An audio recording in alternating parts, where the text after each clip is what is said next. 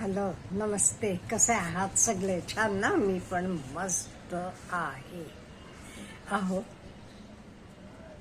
शीर्षक बघून तुम्ही काय म्हणाल? तुम्ही म्हणाल हे काय घटश्राद्धाबद्दल बोलता का मॅडम? यू आर अनंतमूर्तींनी लिहिलेली कादंबरी होती घटश्राद्ध, आणि त्याच्यावर सिनेमे तयार झाले. सगळ्या भाषांमध्ये पण ते झालेले आहेत. त्यामुळे त्याच्याबद्दल नाही, मी तरी आत्ता नुकतं जालन्यात घडलेले घटनेबद्दल बोलतीये. जिवंत असतानाच पिंडदान केलेलं आहे. आता हे कसं घडलं, काय घडलं, धक्कादायक आहे का नाही? हो, खरंच धक्कादायक आहे. आणि अशा घटना घडायला काय कारणं आहेत? आपले नातेसंबंध का कमी होतात? राग आपल्याला नियंत्रणात का आणता येत नाही? हे सगळे बद्दल आपण बोलूया, पण आधी घटना जाणून घ्या. अहो, आपले जालन्यात घडलेली घटना आहे. सुनेचं नाव आहे प्रतीक्षा शिनगारे आणि सासू आहे सविता शिनगारे. आता काय झालं, ही सून आहे का नाही, ही कायम सतत फोनवर कोणाशी तरी बोलत असायची. सतत तिला चपाती करायला सांगितला तरी एका हाताला असा फोन धरून बोलायचं. काही का सतत दिवसभर ती कोणाशी तरी फोनवर असायची. इकडे कुठल्याही कामावर लक्ष नाही, कशावर लक्ष नाही. मग सासूनं विचारलं, अगं का कोणाशी असं सारखं बोलतीस? किंवा कामाकडे लक्ष दे, काम झाल्यावर बसून बोल ना. तसं तिला असा राग आला, संताप आला. तिनं काय केलं, सासूला असं काही मार दिला. तेच सासूचा नुकताच मृत्यू झाला. म्हणजे तिला मारताना ऑन द स्पॉट डेथ झाला. मग पोलीस आले. पोलिसांनी सुनेला अटक केली आणि न्यायालयात नेले. आणि पुढचं बघा, पुढचं आणि आश्चर्यजनक. तिला कोर्टात हजर केल्यावर तिचे बाजूनं न आई वडील, भाऊ, नातेवाईक, मित्रमंडळी कोणी उभं राहिलं नाही. उलट माहेरचे लोकांनी सांगितलं, तिनं सासूला मारल्यामुळे, म्हणजे मारून टाकल्यामुळे आम्ही तिच्याशी सगळे संबंध तोडलेले आहेत. आम्ही तिचं जिवंत असतानाच पिंडदान केलेलं आहे. त्यामुळे आमचं तिच्याशी काहीही संबंध नाही.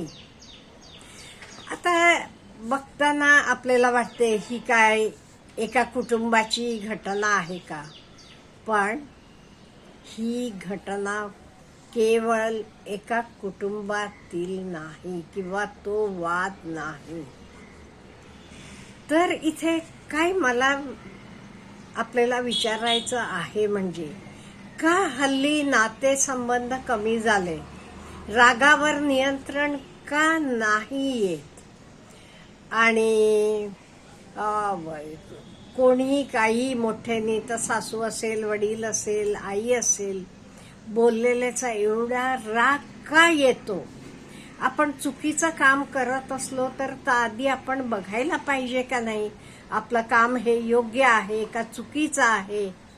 आपण सासरी आहोत, आपण सतत कोणाशी तरी फोनवर बोलत आहोत, काय संबंध आहे आपला हे सांगायला तरी हरकत नाहीये.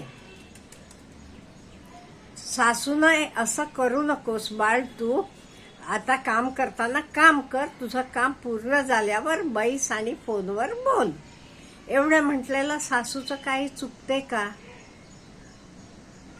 नाही.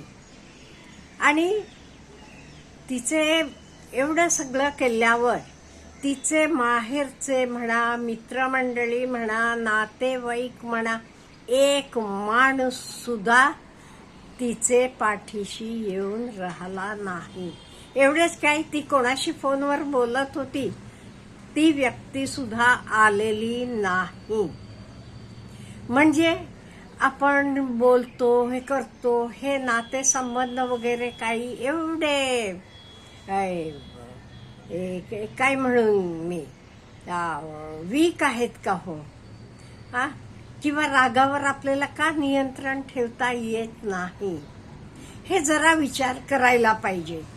त्याच्याशिवाय मला वाटते जे काही आपण काम करतो ते कामावर आपलं पूर्ण लक्ष पाहिजे. आणि कोणी आपल्याला काही बोललं तरी आपण जरा विचार करायला पाहिजे, ही व्यक्ती असं म्हणतीये म्हणजे हे काही तथ्य आहे का? आता सासू बोलली, हो सासूबाई का बोलल्या असं, माझं काही चुकते का? उलट सासूचे अंगावर जाणं आणि रागावर नियंत्रण नाही, एवढं सगळं झालं.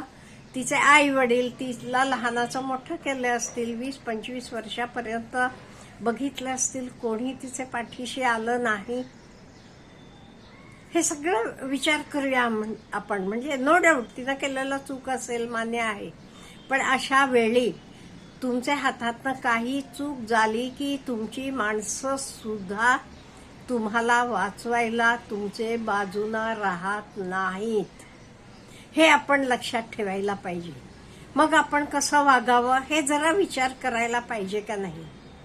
नो डाऊट चूक ती चूक आहे, मान्य आहे. पण एका शब्दानं सुद्धा, हो तू का केलंस असं, का केलीस, तुझं काय चुकलं, कोणाशी एकही माणूस तिच्याशी बोलायला विचारायला आला नाही किंवा तिच्याशी संपर्क ठेवला नाही. आता जे काही फेस करायचं तिचं ती फेस करेल. मग हा जरा आधी रागावर नियंत्रण असायचं, ते एवढं घडलं नसतं का नाही? त्यामुळे मला वाटते कोणीही, आपण सर्वांनी आपले रागावर जरा नियंत्रण ठेवावं. आपण जे काही करतो तर बरोबर आहे का? हे फक्त प्रतीक्षा आणि सविताची गोष्ट नाहीये. आज आजूबाजूला सगळीकडे अगदी छोट्या छोट्या गोष्टींवरनं लोकांची भांडणं होतात, मारामाऱ्या होतात. भाऊ भाऊ असतील, कित्येक वेळेला मुलं आणि आई वडील असतात. हे बरोबर आहे का? हे जरा आपण विचार करायला पाहिजे का नाही? मग हे आपण कमी करायला पाहिजे. ते काय करायला पाहिजे?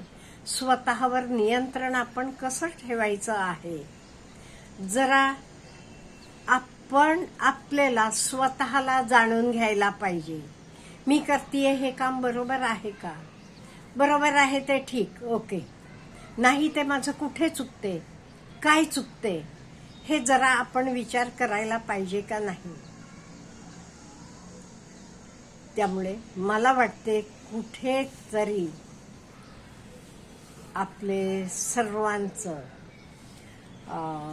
नातेसंबंध तर कमी होत चाललेलेच आहेत. कोणी काही सहन करू शकत नाही. कोणी असं बोलला तरी हो तेच वास्तव आहे का, ते किती खरं आहे का, हे सुद्धा विचार करत नाही. त्याच्याशिवाय काही चुकीचं घडलं की तुमचे पाठीमागे सुद्धा कोणी उभं राहणार नाही. हे आपण जरासं जाणून घ्यायला पाहिजे. आणि हे नातेसंबंध हरवतात. कशामुळे हरवतात? आपल्या वागण्यामुळे. अहो, आपण प्रेमानं वागलो, दुसऱ्याला हवं तर आपल्याला जे शक्य आहे ती मदत केली की नातेसंबंध राहतात. अहो, आपलं काही नातं नसलेली लोक सुद्धा आपल्यावर एवढं प्रेम करतात. मग आपले नात्यातली लोक करत नाहीत का? माझा प्रश्न हा आहे. आपलं काही नातं नाही, हा, तरी ती लोक आपल्यावर एवढं प्रेम करतात. अनुभव असेल आपल्याला, मला तर भरपूर अनुभव आहेत. मग आपण आपले लोकांशी जरा व्यवस्थित वागायला नको का? किंवा आपलं चुकलं ते कोणी म्हटलं की लगेच एवढं राग करायचा? फक्त रागच नाहीये, ह्या जगातनं त्या माणसाला निरोप द्यायचा. मला वाटते आपण प्रत्येकानं जरा विचार करायला पाहिजे. त्यामुळे मला वाटलं ही गोष्ट मी आपल्याशी शेअर करावी म्हणून. आपल्याला काय म्हणायचं आहे ह्याच्याबद्दल प्लीज मला कॉमेंट बॉक्समध्ये कळवा. Have a good day.